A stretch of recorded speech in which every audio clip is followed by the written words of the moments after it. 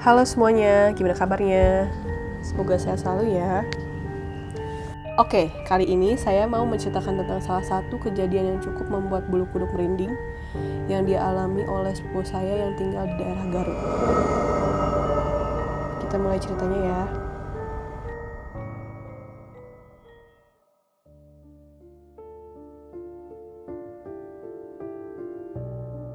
Jadi desa itu daerahnya belum bisa dikatakan modern. Kenapa? Karena banyak area yang gak dapat penerangan dari lampu jalan, terutama dari sawah, kebun, dan sebagainya. Infrastruktur, hal ini yang khas di desa-desa. Biasanya kalau udah ada yang diaspal, aspalnya bolong-bolong, atau kalau dari batu dan tanah permukaan jalannya aduhai banget deh. Nah, jalan di desa itu mix keduanya, yaitu jalan yang aspal, yang banyak lubang besar, dan jalan dari tanah dan batu. Kebetulan di sana ada daerah atau area yang terkenal angker. Jalan di area itu udah sering diaspal dari beton dan akhirnya sama longsor lagi. Alhasil sampai sekarang khusus area itu jalannya hanya tanah dan batu. Gak aneh sih sebenarnya kalau area itu angker, di samping banyak cerita tentang penampakan di daerah itu, lokasinya juga gak mendukung. Jadi sebelah kiri jalan itu persawahan luas banget dan gelap. Sebelah kanan itu kebun dan jurang, dan ada kayak pos jaga yang terbengkalai gitu di sisi jurangnya. Ditambah sepi, siang hari aja jarang banget ada orang yang mau diem di situ, apalagi malam, sepi banget.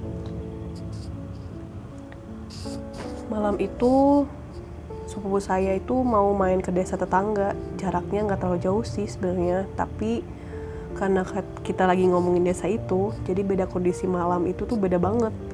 Di daerah sepupu saya itu ragu-ragu pas mau pergi, soalnya dia tahu area angker itu tuh bener-bener jarang banget dilewatin sama orang. Tapi karena satu dan lain hal, dia memutuskan untuk pergi aja deh.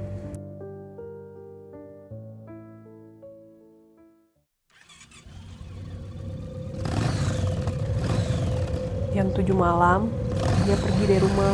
Gak ada apa-apa sih, semua baik-baik aja. Orang-orang tuh udah jalan banget di luar. Makin lama makin gak ada orang. Sampai masuk ke area persawahan dan perkebunan, gak ada orang sama sekali. Itu sepi banget dan gelap. Dan akhirnya dia tiba masuk area yang terkenal angker itu. Pas dia masuk ke jalan batu, motor yang dia pakai tiba-tiba mati. Bingung dong, orang dari tadi motornya baik-baik aja, gak ada masalah. Ini kenapa tiba-tiba mati? Paksa dia turun dari motor buat buka tangki mesin. Bensin masih ada, dia coba starter, gak mau hidup. Pakai kick starter, gak mau juga. Karena gak mau lama-lama daerah situ, dia tuntun aja tuh motor. Ketika dia udah jalan 2-3 meter dari lokasi itu, dia iseng mencet tombol starter. Ajaibnya motornya hidup. Dia gak langsung naik, sempat ngeliatin motornya. Kok bisa ya? Tanya dalam hati. Akhirnya dia putusin buat nerusin perjalanannya ke desa tetangga. Dia putar balik arah dan gas langsung. Masuk ke area jalan tanah dan batu, motor mati lagi.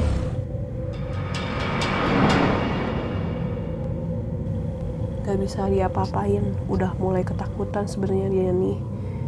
Dia coba mencet tombol starter dan pakai kick starter, tetep aja gak nyala-nyala tuh motor. Gak pikir lama, dia putar balik lagi, ngedorong lagi. Sampai 3 meter dari lokasi tadi, dia coba mencet tombol starter, motornya hidup lagi. Penasaran, dia coba lagi mau nerusin perjalanan ke desa tetangga. Dia putar balik lagi, terus digas lagi. Sampai akhirnya motor yang dia pakai mati lagi pas sampai jalan tanah dan batu itu. Dia turun dari motornya, ngeliat mesin dan tangki bensin lagi. Pas sudah dicek, bensin benar-benar ada. Lalu dia tutup jok motor. Tapi Ada yang aneh ketika jok motor dia turunin. Tiba-tiba di depan motornya ada sosok perempuan bergaun putih lusuh. Tatapan kosong ke arah jurang, hanya diam, dan sosok itu mematung melihat ke arah jurang. Begitu juga sepupu saya, dia mematung melihat sosok itu, gak bisa ngomong dan gerak. Tapi dia seakan-akan merasakan hawa kesedihan yang teramat sangat ketika dia melihat sosok perempuan itu. Perempuan itu seakan-akan menyampaikan pesan kalau dia mati di jurang itu, dan gak ada yang tahu kalau dia sekarat dan akhirnya mati di sana. Ketika kesadaran sepupu saya baik lagi, dia langsung ke arah desa tetangga. Dari jauh sepupu saya melihat ada mobil melaju ke arah berlawanan.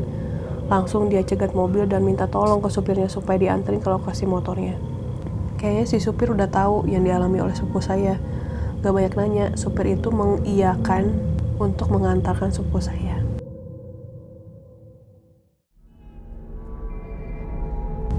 Ketika dia sampai lokasi, dia merasa lega karena sosok perempuan tadi udah gak ada. Dia minta si supir untuk menunggu sebentar.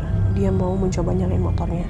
Jarak 3 meter dari lokasi, tombol starter dia pencet dan hidup lagi motornya.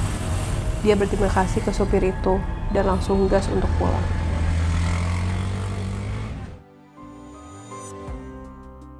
Oke, ceritanya berakhir di situ.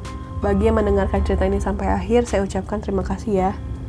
Jangan lupa buat subscribe, like, komen, dan share ke teman-teman kamu, saudara, atau orang-orang kesayangan yang suka dengan cerita horor. Akhir kata, wassalamualaikum warahmatullahi wabarakatuh.